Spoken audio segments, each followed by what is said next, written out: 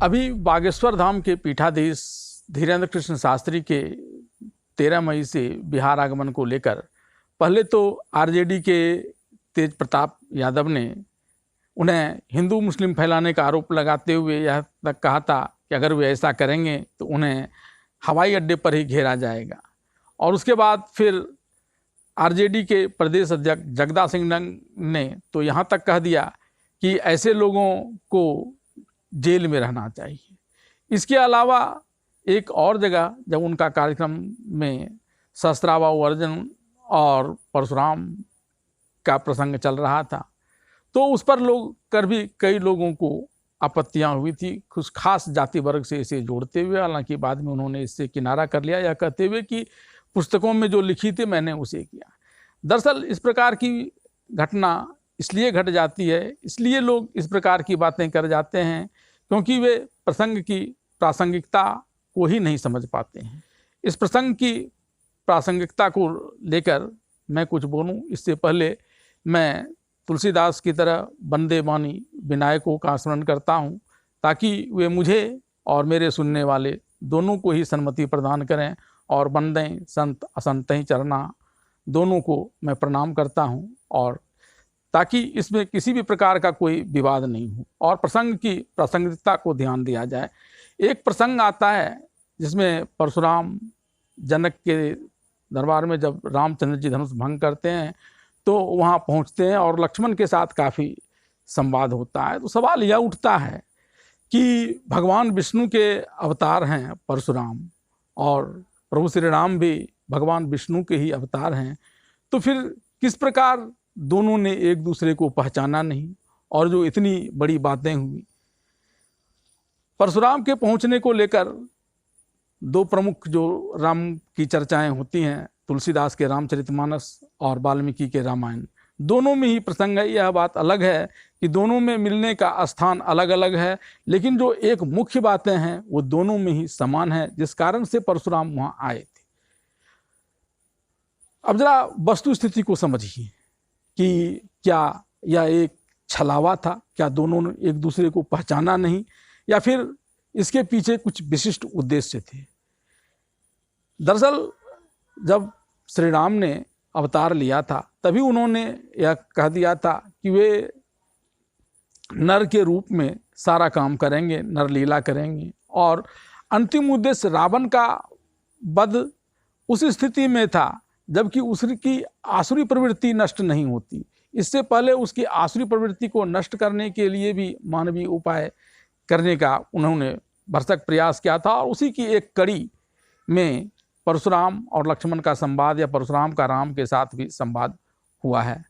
बात देखें तो सबसे पहले स्थिति वहीं से बनानी होती है। अंतिम लक्ष्य रावण का वध करना है अगर उसने आसुरी प्रवृत्ति को नहीं त्यागा, और रावण ने ऐसा कह भी दिया कि हुए ही भजन न तामस देहा। और तब उस परिस्थिति के लिए जो स्थितियां का निर्माण होता है वह विश्वामित्र के आगमन से होता है। अयोध्या से दोनों बालक राम और लक्ष्मण को उठाते हैं और चलते हैं, और फिर जनक के दरबार में जो वो स्वयंवर होता है उसकी चर्चाएं होती है, जहाँ तहाँ गुण बर नहीं सब लोगू अवश्य देखिए देखन योगू। और फिर वहाँ भी श्री रामचंद्र जी एक मर्यादा का पालन करते हुए किस प्रकार से वहाँ जाने की व्यवस्था कर लेते हैं। विश्वामित्र से कहते हैं कि लखन जनकपुर देखना चाहिए। वो खुद नहीं जाना चाहते हैं लेकिन लखन की इच्छा है और इसके लिए जाना चाहते हैं, और इस प्रकार से विश्वामित्र की अनुमति से फिर तीनों वहाँ जाते हैं। और वहाँ सीता से उपवन में जब भेंट होती है तो वहाँ भी वो इशारा कर देते हैं लक्ष्मण को कि उन्होंने जो सीता को देखा तो उनके मन में कभी भी किसी नारी के लिए इस प्रकार का भाव नहीं जगा था, और रघुवंशियों के मन में तो ऐसा हो ही नहीं सकता है। और फिर जब धनुष टूटता है, इससे पूर्व कि राम धनुष तोड़े, वहाँ मौजूद सभी जो जितने भी राजा थे वो सीता की सुंदरता के वशीभूत आकर वहाँ आए थे और उन्होंने तोड़ने का प्रयास किया तो किसी से उठा तक नहीं। यहाँ तक कि रावण बाण छुआ नहीं चापा, यहाँ तक कि चर्चा आई कि रावण और बाणासुर जैसे वीर ने उसे छुआ तक नहीं और वहाँ से चले गए। लेकिन वहाँ जो कुछ लोग बैठे हुए थे, कुछ राजा बैठे हुए थे जिनकी अपनी कोई क्षमता नहीं थी, लेकिन वो बार बार यह कह रहे थे धनुष टूटने के बाद कि सीता का हरण कर लूँगा, राम लक्ष्मण को साथ अगर जनक भी लड़े तो उन सभी को हरा कर लूँगा। तो एक स्थिति ऐसी बनती चली जा रही थी जिससे भारी खून खराबा होने की संभावना थी, और इसको भी तोड़ने के लिए परशुराम का वहाँ आना तय था। और उसके आते ही आप रामचरितमानस का अध्ययन करेंगे तो तुरंत ही चर्चा हो जाती है। जहाँ मारने मरने की बात हो रही थी वहाँ होता है पितु समेत लय लय निज नामा, करण लगे सब दंड प्रणामा, और फिर सब कुछ शांति होता है। सिर्फ लक्ष्मण से जब बहस होती है तो कई बातें इस प्रकार की आ जाती है कि लोग डरने लगते हैं कि कहीं एक बड़ा हंगामा ना हो जाए परशुराम के क्रोध को देखते हुए। लेकिन दरअसल परशुराम में यह क्रोध नहीं था, और जैसे ही फिर राम ने लक्ष्मण को हटाते हुए परशुराम से संवाद किया